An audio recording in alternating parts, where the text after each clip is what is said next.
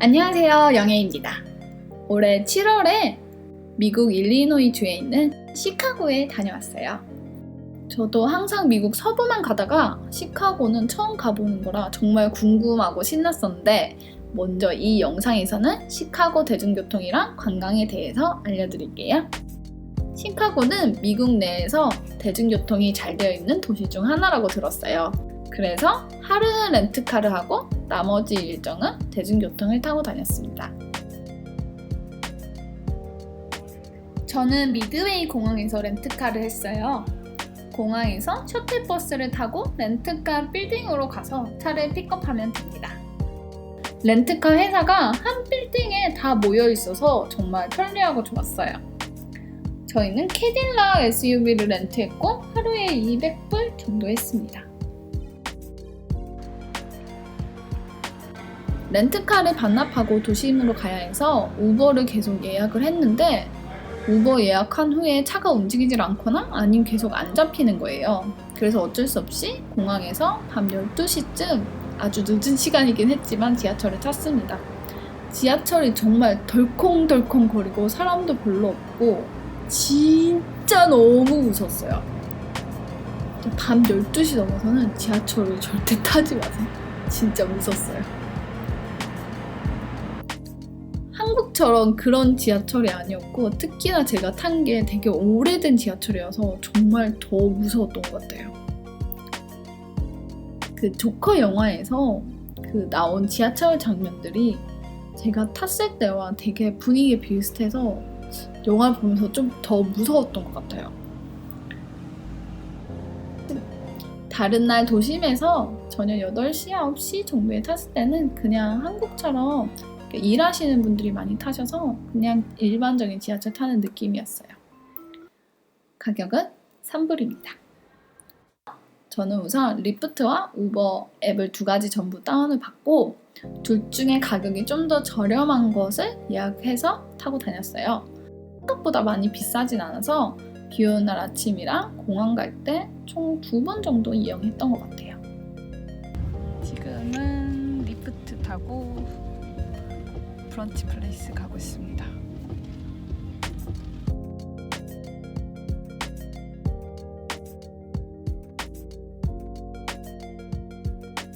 윌리스타워에서 존 행콕 센터 갈 때 버스를 탔었어요. 직장인 분들이 출퇴근용으로 많이 타시는 것 같더라고요. 도심은 차가 많이 막혀서 버스 타는 거 추천드립니다. 한 사람당 2불 50센트 정도 했어요. 약간 시티투어 같은 느낌도 나면서 괜찮았어요.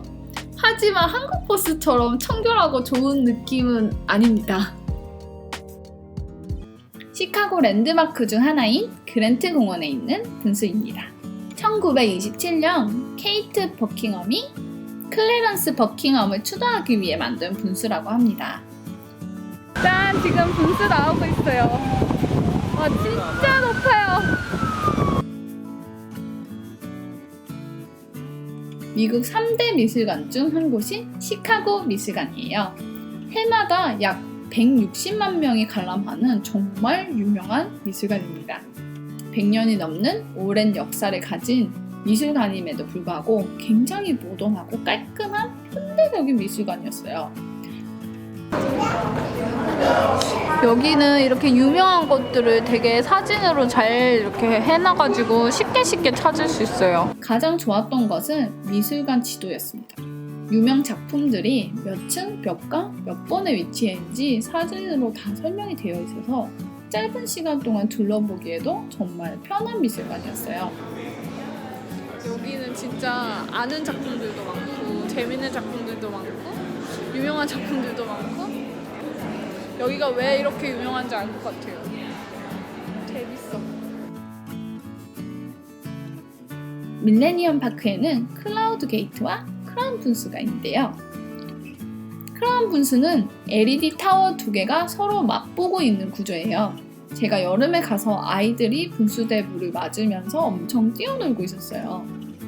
LED 타워의 스크린에는 시카고 시민 1000명의 얼굴이 13분마다 바뀐다고 합니다.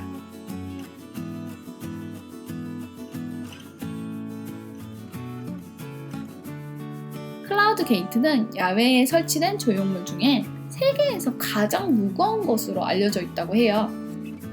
여기 이게 밀레니엄 파크인데요. 진짜 큰데 지금 햇빛이 너무 세서 저기에 빛이 반사되니까 더 뜨거워요. 사람이 정말 많고 도시가 비치니까 진짜 예쁘긴 하네요.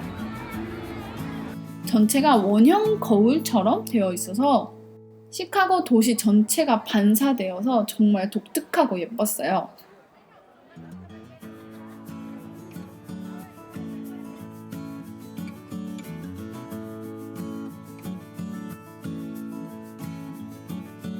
약 100년의 역사를 가진 시카고의 또 다른 랜드마크, 시카고 극장입니다.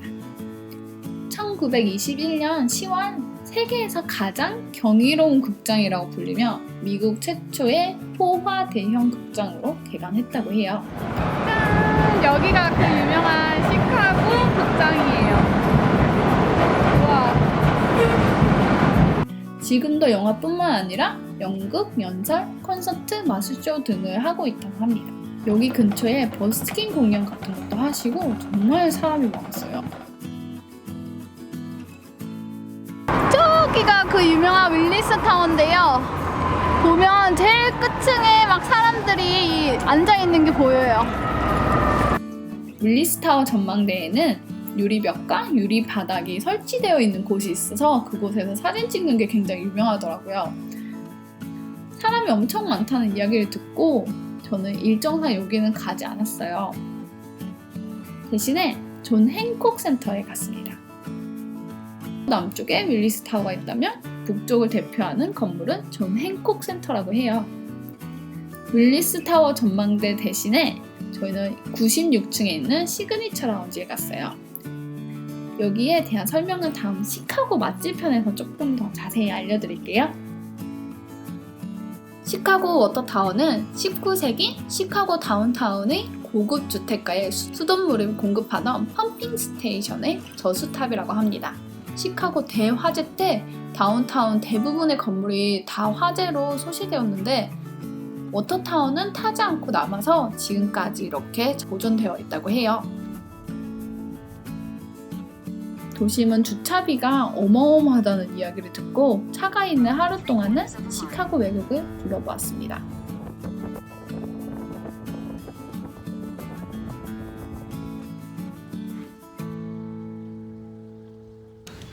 시카고에 여기 호수 있는 쪽에 왔는데 와 경치가 진짜 짱 좋아요.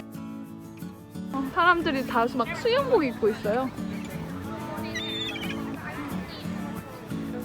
이거 봐. 진짜 이렇게 넓은데 이게 호수예요, 호수. 여기 지금 저쪽에 다운타운이 보이고 여기는 이제 호수인데요. 호수가 정말 바다 같아요. 진짜 넓어요. 우와. 미시간호가 워낙 넓다 보니 호수에 해변이 있었어요. 여긴 도심과 살짝 떨어져 있었는데 호수 건너편으로 시카고 다운타운을 한눈에 볼 수 있었습니다. 사람들이 요트를 타거나 해수욕장처럼 놀러 오신 것 같은 느낌이었어요. 호수 반대편에는 이렇게 요트가 엄청 많아요. 그래서 이렇게 요트를 타고 저기 호수로 나가나 봐요. 몬트로즈 비치를 갈 때 노스웨스턴 유니버시티도 봤어요. 도로에 이렇게 있고 여기 보면 이렇게 적혀 있어요. 노스웨스턴.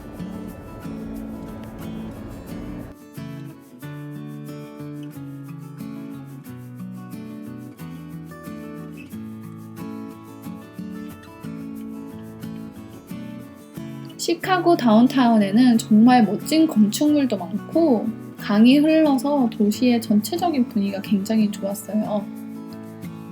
그리고 시카고의 여러 관광지가 한 곳에 집중되어 있어서 짧은 일정의 여행이었지만 관광하기에 정말 편리하고 좋았어요. 그럼 우린 다음 영상에서 만나요. 좋아요, 구독, 댓글도 잊지 마세요.